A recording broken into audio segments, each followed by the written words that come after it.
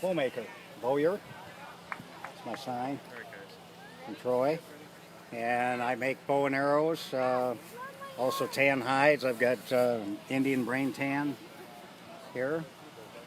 I trap and I tan coon hides, possum hides, make hats. So we got them. I got arrows I made from scratch, about 8 hours a piece.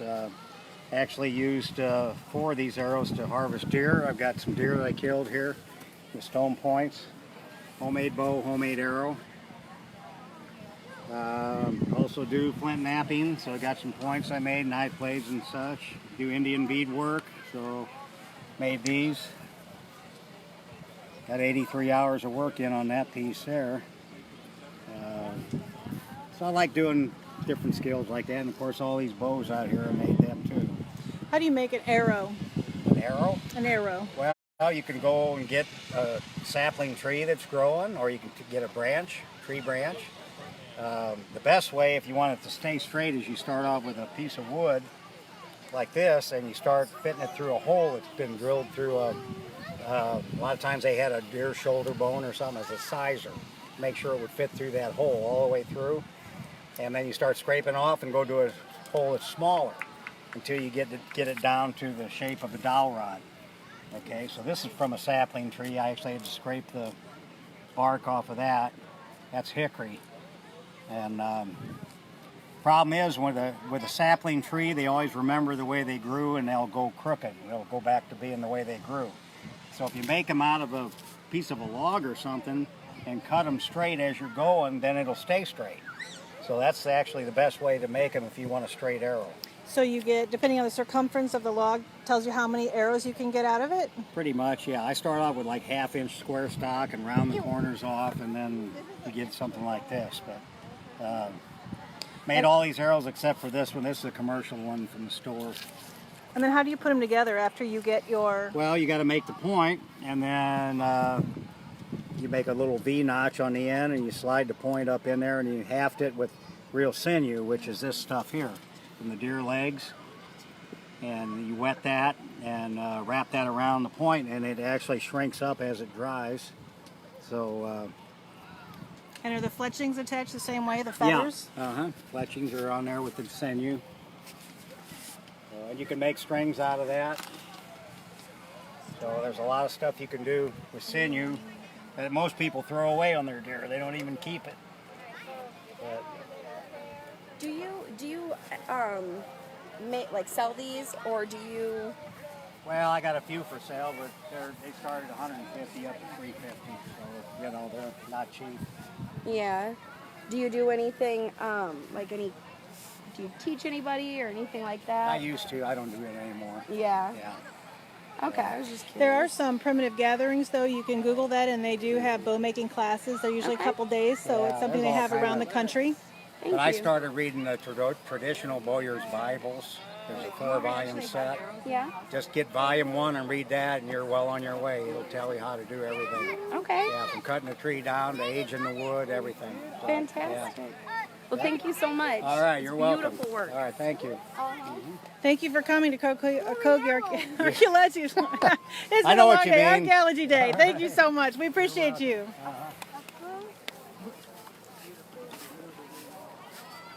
We're going to go walk over to the rock carver, and maybe he's going to tell us a little bit about what he's doing. Hi. Hi. You're being taped. Are you having a fun day today? Well, I'm not cooking. That's the good news.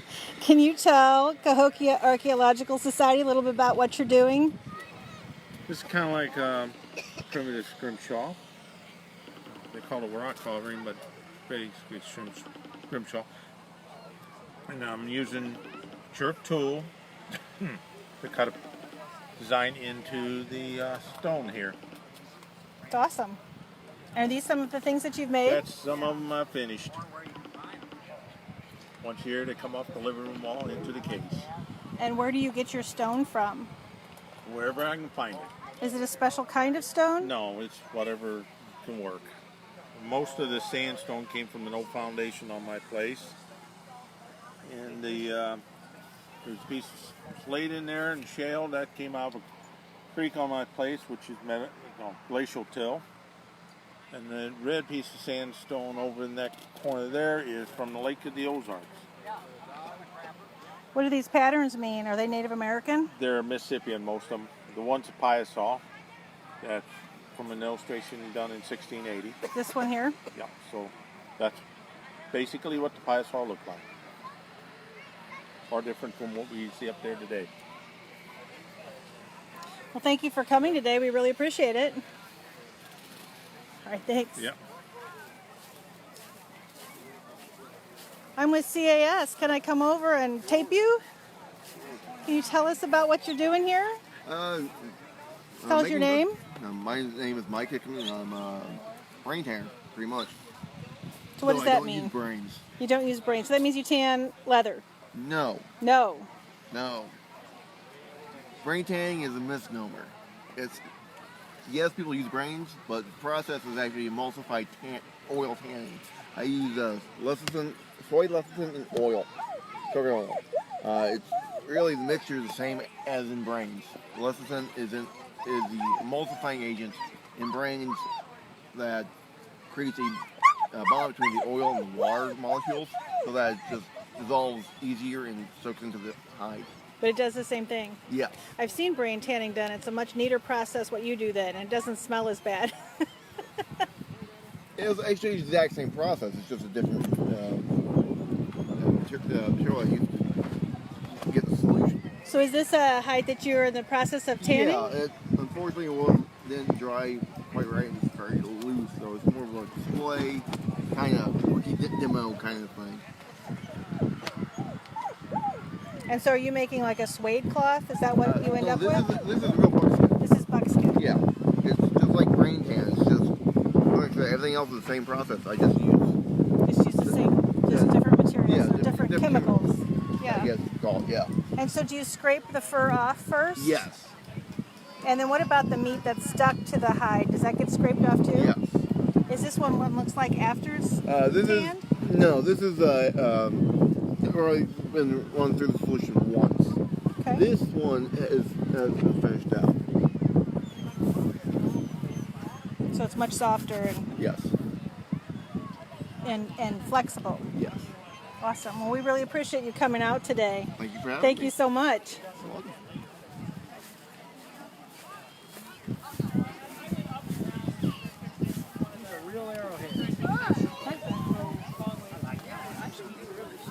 Got a lot of jagged edges. It's got a lot of character, doesn't it? Do you mind if I tape you? Oh, that's fine. So you're Facebook Live. Can you tell us a little bit about what you're doing today? We're with the Three Rivers chapter, Archaeological Society, and we're displaying some things in our collection that were donated to us by this gentleman here, Olene and Fanny Brute. And so all of those came out of his collection? Yes. Were they This is a collected in separate- Missouri or in Yes, in Morse Mill. Morse Mill, Missouri? Did you get a poster? And where do you guys meet? At Mastodon State Park, And when do you meet? the second Mondays of the month. And is it open to the public? Yes. Public is invited. Okay, that's awesome. Well, thank you so much for coming. You guys the one that's do the You got the bobcat. Little town, sort of I have you on video for Facebook Live for this event. You want to tell us about what you're doing today? We're Three Rivers Chapter of the Missouri Archaeological Society. We're here to tell people about Native Americans, some of the artifacts that we have here. We'll explain to them their uses and teach people about what's going on. Do you want to show us a few? Sure, we can go down the line if you want to talk about the artifacts down here. We'll start down here with this group here. This collection was found in one spot in Jefferson County on the river, on the Big River. And this is some that are found in different spots around the county. The two notable ones are two ones from the Archaeological Society. And they're the Clovis points. And they date back to that time period, and they were at every time period, all the way up to the little ones, which are the true arrowhead, shot by the bow and arrow. The bigger ones were the knife blades or drills, and they're used for the outliers. The bow and arrow came to our area about 450 AD. So for thousands of years before the bow and arrow, the outlaw, which is what this is, Aztec word for spear thrower. We could step down this way. This sticks into the back end of the atlatl dart. Shake them. There we go. That goes in the back end of that. You use that to throw the dart. You can throw it a whole lot harder and faster with this than you can by throwing it by hand. And on the end of it, this is Missouri River Pass. This shows the type of point. You see the size of it compared to the small arrowheads. And it's fixed up on a foreshaft that goes inside the hollow So it's cane. not one piece. It has It's not two one pieces. piece. Correct. Since the river cane is hollow, there's no way to actually tie on a point. So by having a wood foreshaft, they have a place to tie it on. Plus, if it breaks, you can take it off and replace it with a new one too. It's an effective weapon up to about 20 yards. I can throw it 3 times that distance, but 20 yards is actual killing range. And some of the other points here, we have this is some pottery. This head pot, these are all reproductions here. These head pots come from South Missouri, Southeast Missouri, Northern Arkansas, and they were still being made around time of when the Europeans arrived. They still found them being made. This is one type they found even here at Cahokia. And what would a pot like that be used for? This particular one, they believe, is probably used in some type of ceremony, like a black drink ceremony or Persian type ceremony. And they believe it's probably used for that. There's a lot of similar belief that's tied up in the old woman that never dies. So that's what this is representing.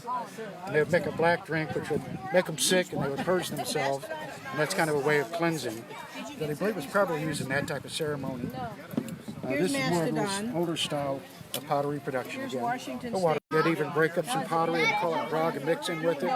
In the later days, they found out they could use mussel shell and break it into fine pieces, mix with the clay.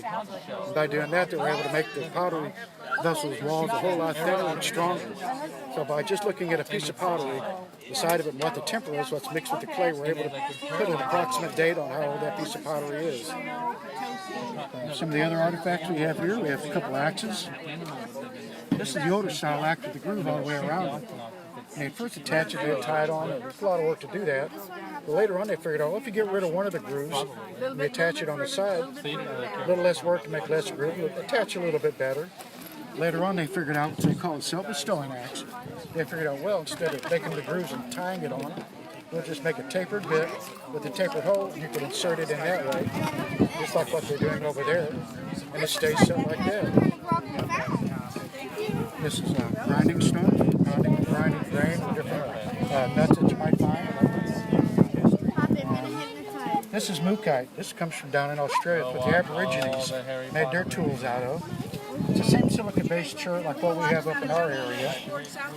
It just has different minerals in it, giving it a different color. Nowadays, they make modern jewelry out of it.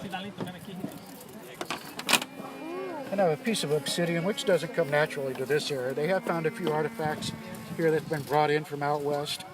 You'd think that'd make a great tool. It'd be so arrowheads. You start off with a big piece of good Burlington chert. You take a hammerstone, and you knock you off a good piece of it.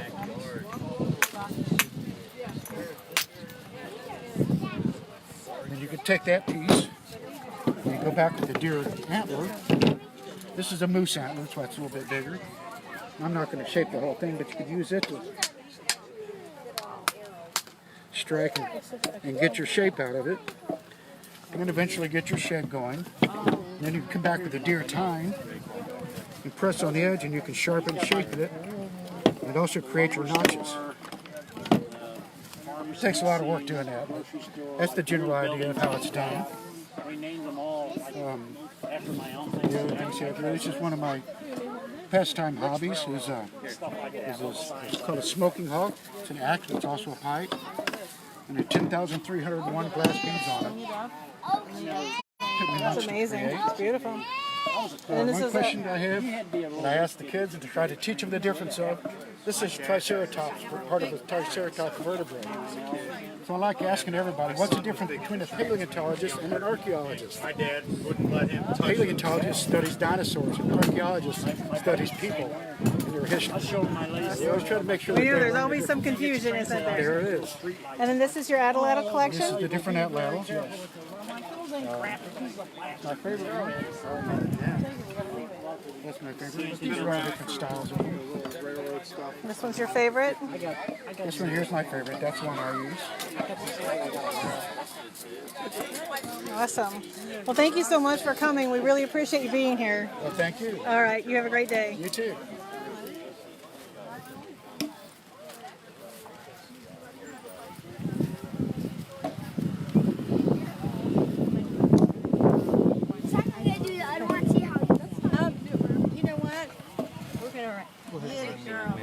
What are you doing here? We're going to run out of string. Oh, That's okay. okay. The Native Americans made jewelry and made drilled holes in shells. Now, this would take us maybe 2 days to do. I'm kidding, but so what we're doing is we're taking drills like the Native Americans used and putting holes into this wood and making these lovely necklaces. So is that a micro drill? And it's a drill. It's a drill, and it has. What kind of point does it have? These points here and these points are flint. So they're stone. They're stone. And who would have made those? A flint knapper? Flint mapper. And he puts them in river cane? Yes. So you can maybe fish with this. Can you show us how to drill a hole? Yes. Let's see where we're at here. So what you do is you select a spot, and you take your piece here, and you make sure that your drill is in good condition, and you go at it persistently.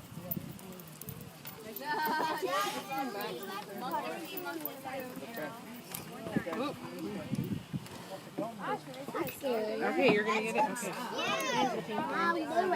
Okay. It hurts my hand. Casey. Oh, come here. My auntie. Now I'm seeing the frustration that some of the kids had. Yeah. I can't do it. I can't do it. I see a hole in it. Takes a while. Maybe flip it over and try another. Not quite yet. Almost.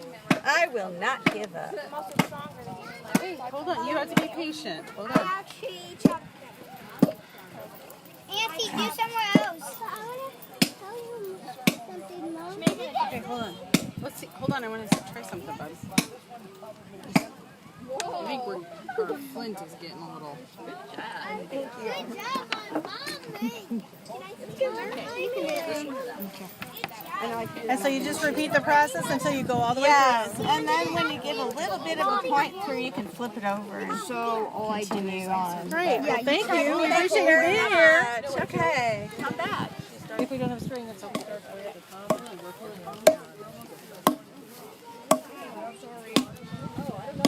Can you tell me what's happening here? Sister's using tiny. We are doing axe chopping. Can we get a demonstrator?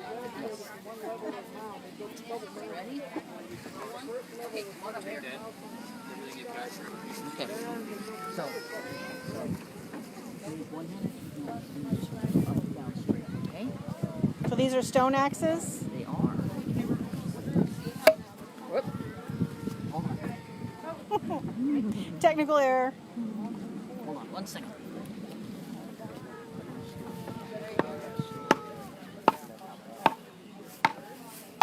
Okay, try it. Straight up and down, okay?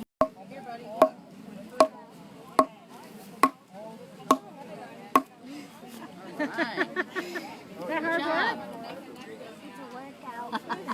All right.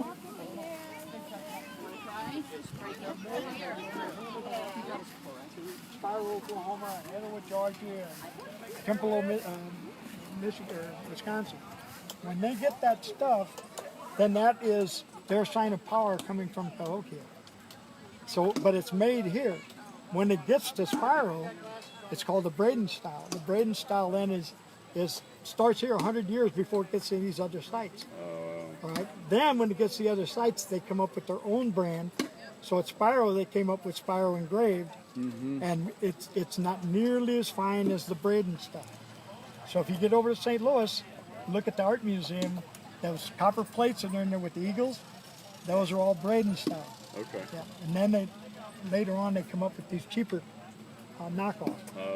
Kind of like we do today. So you're going to have those different styles around different areas too. But it looks like it all starts right here at Mount 34. Crazy, yeah. We were just over there and they were showing us that copper. Yeah. That's cool. Yeah, did they show you my shark's tooth flood? They have a picture We of that. saw over there, this, too. I think. The Oh, photo okay, of too. That's okay. what I was wondering. Like, Yeah, they have one of my pictures over there too in their album. So. that's cool. All right. I got you on camera, Larry. Tell us a story. Tell you a story. Tell us something. How about drilling the banner stone? That'd be awesome. Okay. What's a banner stone? A banner stone fits on an atlatl. It's a counterbalance, kind of like this one here. We've seen a lot of atlatls today. Yes, yeah, word atlatl is pretty predominant around here. So in order to make this atlatl weight, you have to drill a hole completely through it. So I have one set up here in a vise. And then the cool thing is you need to use flint dust, about 1 millimeter, about like that. And I only put about 10 or 15 grains in there. You don't need much at all. And then a piece of dry river cane. Not bamboo, but river cane. My wife loves this squeaky sound. So we got one pass going. And then that'll leave the core. This is called core drilling. The core goes up inside the cane. And therefore, you're only cutting a very small portion of the hole. And we use this today with diamond drills all the time, but that's how much cutting we did with one pass down the hole. When you get down to the bottom, then you're going to go ahead and finish up and polish your banner stone before you put it on your atlatl. And what does that do? It's a counterbalance for hunting white-tailed deer. So if you're hunting deer with a regular atlatl, you have to hold it in a loaded position like this, and not like this resting. Because if the deer comes around the corner, you have to raise your arm, they're going to see it. So you want to be in this position. When the deer comes around the corner, they're not going to come around the corner blind, they're going to look, and they're going to see you. By the time that spear reaches that deer, he's 40 feet away. So you have to make sure he looks away before you get your throw. What they're going to do is they're going to test you. If you are move at all, they're gone. So they're going to grunt. They're going to stamp their feet, try to get you to move. If you move, they're gone. They'll look down, they'll look back up trying to fool you. You have to sit there a minimum of 2 minutes before a doe will look away, much longer for a buck. There's no way you can hold this for 1 minute without it affecting your muscles. So what they did is they simply put on a banner stone. This is a counterbalance that allows you to sit there very comfortably waiting for 20 minutes if you have to for that deer to look away. It's just that simple. And usually that's what happens, that these things turn out to be very simple. And by using a banner stone, this muscle will have 62% less stress, this one 72, this one 46. The bicep won't have any other than 1% difference. By using an atlatl, this muscle is within 1% of holding nothing. This one is within 5% of holding nothing, and so is this one. We found that out by going to Washington University in St. Louis, rigged me up to electromyograph, studied electrical impulses in my muscles, and that's how I found that out. Have you ever thrown an atlatl? I never have. I only throw the spear. Aha, smarty. Yeah, there you go. Yeah, if you throw the atlatl, you're doing something wrong. I bet you've thrown the atlatl. Everybody's thrown the atlatl. That's right. No, Are they And still used today? If you're not used to using a banner stone, the first thing you'll do is throw this right in the ground. And it takes a while to get used to it. But once you're used to it, you can get pretty deadly with it. Are they still using atlatls today? Australia, some people, but there's a lot of people using them in competition. But the idea in competition is to win the competition, not necessarily to do experiments anymore. Is it legal to hunt deer with an atlatl? Only in Missouri, as far as I know. There are 2 other states that don't outlaw it, but Missouri has an actual season. It's usually during muzzleloading season. Has anybody ever gotten one? Yep, Eric Smith, right over there, got one 2 years ago. I sat in the blind with him for a couple hours one day. We didn't get one that day, but he got one a little later. He missed his turkey last year, And then Dawn Wagner, who couldn't be here this year, she the first woman to ever take one. She got her deer last year. So, yeah. Awesome. Well, thank you. You're welcome. Thanks for stopping by. We're going to go take a look at flint napping. Okay.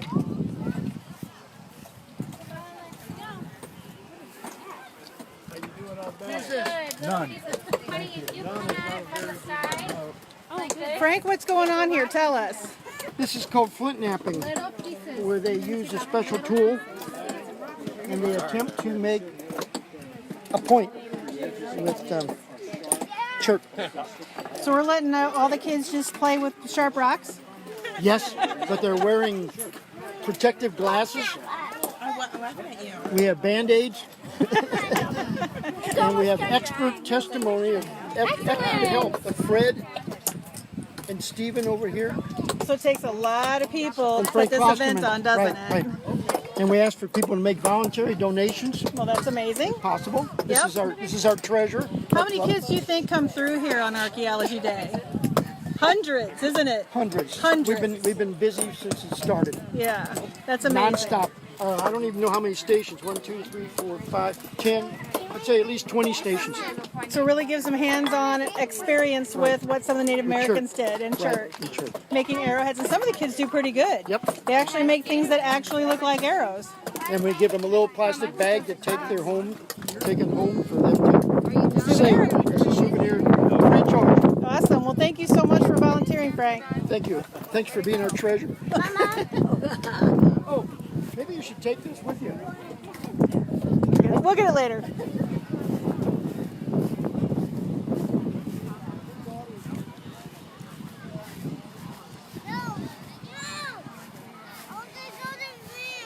Hi, can I tape you? Can you talk to us about what's going on? I can try. I'm not talking too Oh, well that's right now. okay. Yeah. So what are you doing here? I've got some of the resources from different environments. Mainly foods, but things from the woods. Things that grew around here? Oh yeah. These would all be at Cahokia Mounds? Yep, all local natives. Different nuts and berries and fruits that you would find in the woods and in the tree lines. Things like wild plums and pawpaws and persimmons and berries. There's persimmon trees here on the site, isn't there? Oh yeah. And then things that you would find in the marshes and lakes, which there's plenty of those around here as well. So this would have been a wetland area? Oh yeah. So your duck potatoes, lotus roots, cattails, multi-purpose things. And then some of the old fields, some of your tea-type plants like your monarda or your goldenrod. And some of the, purslane and violets and things like that. The milkweed is, you can parboil the buds and the young pods, but the main thing there, and remove the sap. But the main purpose there is the stalks provide a really soft and strong fiber for making ropes and textiles. Ropes and textiles out of milkweed. What about cattail? Do they eat cattail? Cattail, yes. The young shoots is one of the first sources of greens in the spring. Is that what that picture is of? Yes, these are cattail shoots. And they can be snapped off and eaten fresh. And after a long cold winter of food shortage, they often You're hungry roar. for greens, yeah. And then some groups built their houses out of cattail mats, like this, very utilitarian. And then the roots of the cattail is also very starchy. It's also very stringy. You can make a flour or a mashed potato type of thing out of them. So they would pound it, pulverize it? Yeah, generally underwater so the fibers would float to the top and process it from there. And then of course they're cultivated foods. So they were actually farming? Oh yes, lots of farming. And farming lots of things we don't think of, like the maygrass and little barley and some of the smartweeds and marsh elder. These are things that we don't grow for food these days, but they were growing it on a large scale. And then things we're relearning now, like the lamb's quarter or the quinoa. The goosefoot. And and the amaranth, which the farmers call pigweed. And we're using more and more of that anymore and finding combination potato alternative mixes. on the Nutritionally grocery. dense foods. Yeah. Right. yeah. So that's a thing now with Yeah. the quinoa. Uh-huh. So yeah. now we're looking at plants that they used to grow for maybe staple crops for us as well. Right. It's amazing. Well, Yeah. thank you so much for coming today and helping us out. Well, you're welcome. We are grateful. All right. And then, of course, your corns, Squash, pumpkins. squashes, variety of beans. So those were all from this area, Yeah, too. the beans, very little beans here, and they show up very, very late. Very few beans. I think they were too late to be a protein source for them. So they would have brought them from other areas? Yeah, ultimately, I'm sure. Yeah. Probably from the south, like corn. You know, there were a lot of these grain crops were staples here, and in pre-Mississippian times, you know, there was still this heavy settlement in the area. But when corn shows up, suddenly they could have a surplus of food, and this place became a city because of corn, and because of its position with the rivers for trade, and. They had a lot of people to feed. Oh yeah, and with the development of corn agriculture and corn and squash, a lot of the other type of crops started to fade away because they were getting so much more from the corn. And any protein shortage they might have had, like I said, the beans arrived too late. The people were already abandoning the site. But they were wizards at hybridization. Some of the folks that probably left here and migrated up the Missouri River, they'd already began growing beans out in Missouri or Kansas. They moved up into the Dakotas, and there was a shorter growing season and their beans wouldn't dry. And in a relatively short time, in the mid-1600s or so, if I'm not mistaken, they hybridized a bean that would dry so that they can keep for the winter. And that is basically our modern Great Northern bean or navy bean. So